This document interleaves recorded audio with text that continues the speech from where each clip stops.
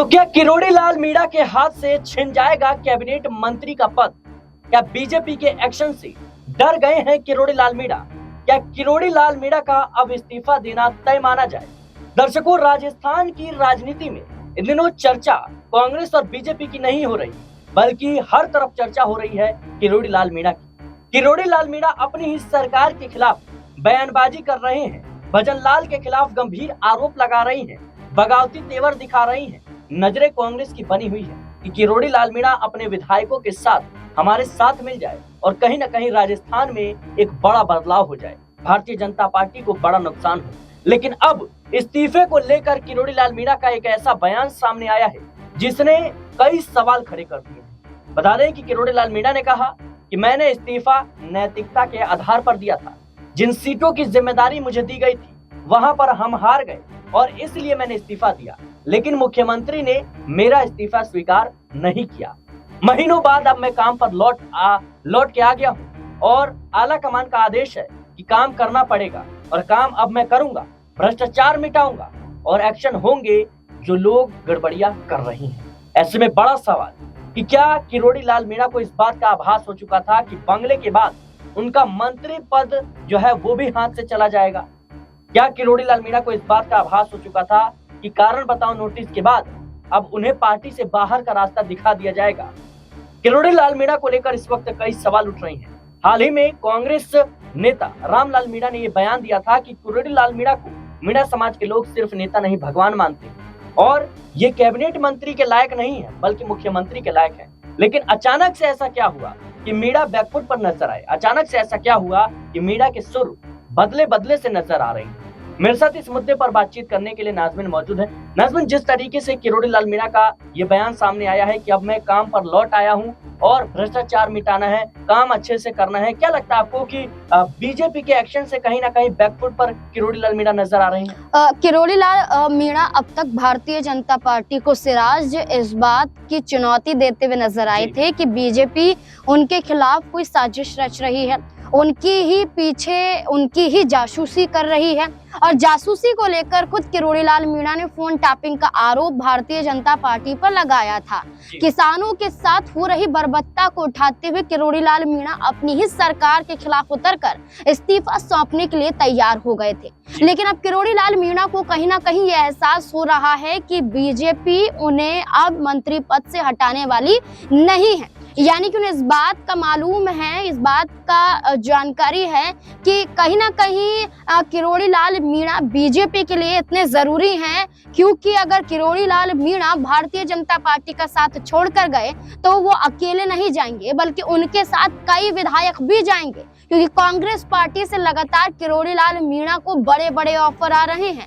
और ये बड़े ऑफर बताता है कि किरोड़ी लाल मीणा कब से तैयार बैठे हैं कि मंत्री पद से इस्तीफा उनका स्वीकार लिया जाए। देखिए, इस्तीफा सौंप कर वो कांग्रेस पार्टी के पास भी जा सकते थे, लेकिन भारतीय जनता पार्टी को ललकारते हुए किरोड़ी लाल मीणा ने चेतावनी दी कि आप में हिम्मत है तो मेरा इस्तीफा स्वीकार करके दिखाइए। इसी को लेकर भारतीय जनता पार्टी ने कारण बताओ नोटिस तक जारी कर दिया कि आपने कैसे शीर्ष नेतृत्व पर फोन टैपिंग के आरोप लगा दिए। जेपी नड्डा तक यहाँ पर ये चिट्ठी जाती है जब किरोड़ी लाल मीणा कहते हैं कि मैं अनुशासित सिपाही हूँ, मेरा कहने का मकसद वो नहीं था, मैं तो सिर्फ सच का उजागर कर रहा हूं। ये तमाम बयान दिए गए किरोड़ी लाल मीणा के जरिए, लेकिन उसके बावजूद उनका आंदोलन नहीं थमता है। पूरे राजस्थान में बड़े स्तर पर किरोड़ी लाल मीणा का विरोध प्रदर्शन हम किसानों के जरिए या शिक्षा घोटाले के जरिए या कई ऐसे और सवाल ये है कि कई मुद्दों के कह सकते हैं कि जरिए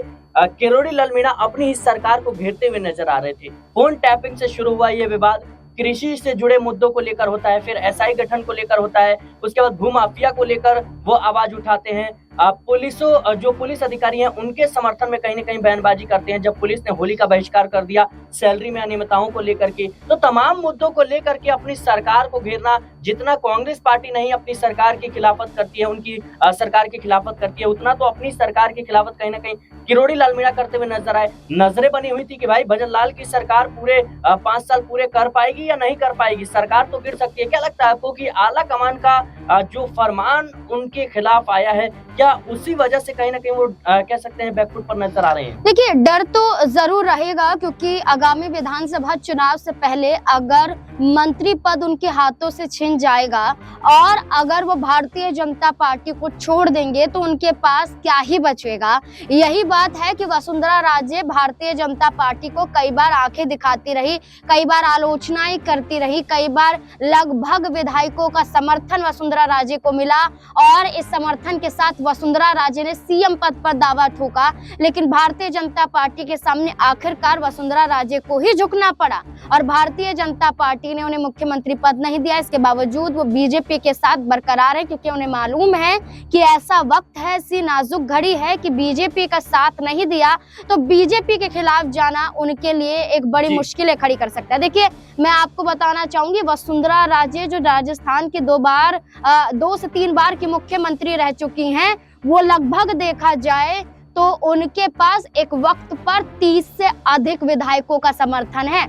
मालूम हो कि वसुंधरा राजे सबसे बड़ी महिला नेत्री के रूप में देखी जाती थी, जो बीजेपी पर भारी पड़ रही थी, और आज किरोड़ी लाल मीणा जैसे बड़े चेहरे भारतीय जनता पार्टी पर भारी पड़ रहे, जिसका सीधा अर्थ निकाला जाता है कि भारतीय जनता पार्टी को डर जरूर है और किरोड़ी लाल मीणा को भी कहीं ना कहीं इस बात का अंदेशा है। कांग्रेस पार्टी की तरफ से लगातार किरोड़ी लाल मीणा को सीएम बनाने की बात चल रही है। रामलाल मीणा का बयान सामने आता है कि भाई मीणा तो कैबिनेट मंत्री लायक नहीं है, इन्हें मुख्यमंत्री होना चाहिए था और वो तो पर्ची ऊपर से आ गई, इसलिए सारा खेल जो है वो खराब हो गया। क्या लगता है आपको कि कहीं ना कहीं किरोड़ी लाल मीणा को लेकर ये कहा जाता है कि जो उन्हें बंगला मिला था उससे वो खुश नहीं थे, इसलिए उन्होंने निरस्त करवा दिया, दूसरी तरफ जो उन्हें पद मिला है इससे भी वो खुश नहीं है। क्या लगता है आपको कि ये जो मुख्यमंत्री की कुर्सी है भजन लाल की, इस पर किरोड़ी लाल मीणा की नजर बनी हुई है? देखिए, भजन लाल शर्मा को मुख्यमंत्री बनता हुआ ना तो वसुंधरा राजे ना तो किरोड़ी लाल मीणा देखना चाहते थे, क्योंकि भजन लाल शर्मा पहली बार विधानसभा का चुनाव जीतकर एक मुख्यमंत्री बन जाते हैं। एक ऐसा चेहरा